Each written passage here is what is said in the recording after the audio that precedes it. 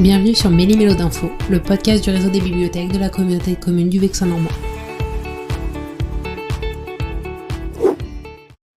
Bonjour à tous. Alors aujourd'hui, on accueille Fabienne qui va nous expliquer, le lavoir des Trépanies. Pour ceux qui ne le connaissent pas, il y a un lavoir à Trépanies. Donc, oui, voilà. effectivement.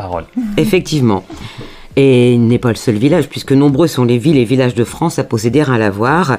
Donc tout le monde sait que c'est une petite bâtisse le long d'un cours d'eau qui témoigne de l'histoire de nos régions. Dans les campagnes, ces édifices témoignent d'une grande variété architecturale selon les régions et les périodes historiques. En général, ces édifices remontent au XIXe siècle. Celui des Trépanies, situé aux 9 rue Aristide Briand, est caché derrière des portes closes. Ce petit patrimoine vernaculaire, c'est-à-dire qui désigne des éléments caractéristiques d'une culture locale populaire, celle de l'histoire du quotidien et des pratiques, est de forme rectangulaire, avec une toiture d'ardoise et un mur de briques, avec une margelle inclinée fixe. Avant le XIXe siècle, un lavoir consiste simplement en une pierre plate, posée au bord d'un cours d'eau ou d'une source, pour pouvoir laver le linge. Avec la révolution industrielle, l'insalubrité règne dans les grandes villes. Dans les rues et les habitations encrassées, les épidémies se répandent vite.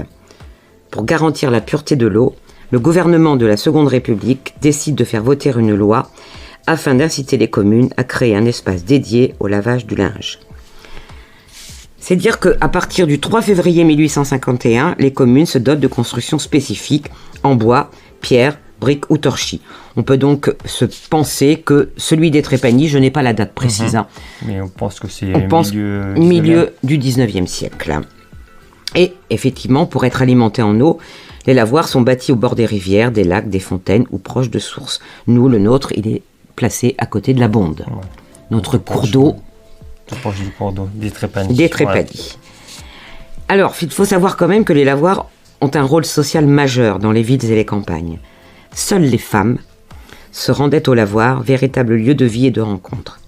Parfois, accompagnées de leurs enfants, elles se retrouvent entre elles autour du bassin pour faire et défaire les réputations, arranger des mariages, raconter leurs drames et laisser libre cours au rire et au franc-parler.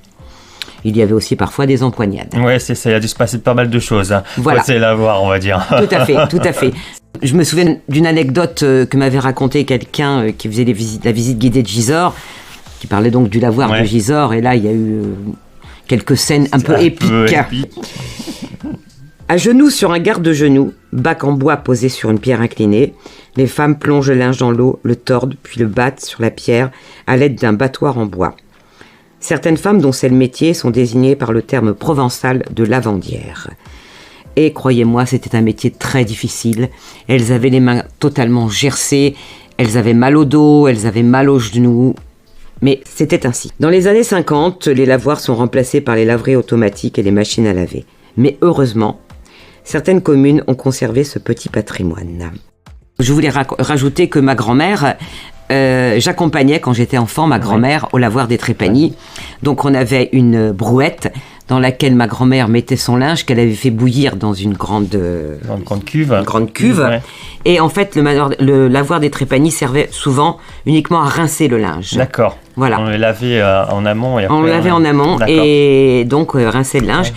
Et jusque dans les années 1980, même après, puisque j'habitais déjà dans cette rue-là, il y avait Madame Barbet, qui est une dame qui est décédée à plus de 100 ans, qui, elle, allait régulièrement au lavoir, tout comme Madame Laurent, la femme du cordonnier, qui allait aussi au lavoir avec sa brouette et sa bassine. Et ça, je me rappelle. Et à l'époque, le lavoir était ouvert puisqu'il y avait un gardien du lavoir. Il était toujours ouvert, donc on pouvait y aller comme on voulait. Bon, maintenant, on ne peut plus trop y aller parce que... Question de sécurité, tout ça. Voilà, c'est ça. Il est vétuste.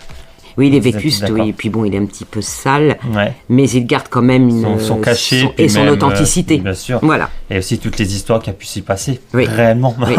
Moi, je me souviens quand j'accompagnais ma grand-mère, ce n'était que des potins. Ah oui, c'est un peu les petites gossip girls, on va dire, de l'époque. Mais j'adorais ça. On me mettait à genoux et on battait. Ça devait être aussi un jeu, on va dire. Oui, c'était un jeu, oui. C'était un jeu. Bon, après, on avait les mains froides quand même. Mais il y avait de grands fils Ouais. où on étendait, souvent c'était les draps ou Ouais. des choses comme ça. Mais c'est vrai qu'à l'époque, on ne se changeait pas autant, donc Ouais, bien sûr. on faisait très attention à nos vêtements. Hein. Déjà, quand on allait à l'école, on avait une blouse. Ouais, Donc pour on mettait protéger bien tout 3 ça, jours de bien suite sûr, les mêmes ouais, vêtements. ouais. Hein. Pour protéger également. Voilà. Alors, un petit plus, un petit supplément, voilà, que moi j'ai pu découvrir lors de la nuit de la lecture. C'est Fabienne qui me l'a fait découvrir. C'est une petite chanson, c'est ça. Oui, alors je ne la chanterai pas. Ah non, il n'y a pas de souci, vous pouvez juste la lire. Voilà. Mais elle est très. Moi j'aime beaucoup. Voilà. Au lavoir, les lavandières sont réunies. Elles ont apporté le linge que chacun a sali. Battoir, brosse, savon. Elles rassemblent les outils, chacune à sa place, la jupe relevée. Elles se mettent accroupies. Nous, les lavandières, lessivons, lessivons. Le long des allées du lavoir, dans la chaude vapeur, elles lessivent, brossent, tapent, n'épargnent pas leur sueur. Leurs mains, leurs coudes, leurs pieds donnent tout leur labeur. Et le linge noir blanchit au fil des heures. Nous, les lavandières, tapons, tapons, tapons. Elles lèvent les pièces, les tordent et les essorent, et ne s'arrêteront qu'une fois le linge transformé en or. Nous, les lavandières, serrons, serrons, serrons. Tape, tape, ma commère, tape mon beau linge fin. Tords-le comme ceci et rince-le bien. On repassera demain. Eh ben merci beaucoup. Moi j'aime beaucoup ce texte parce qu'il est tellement explicite.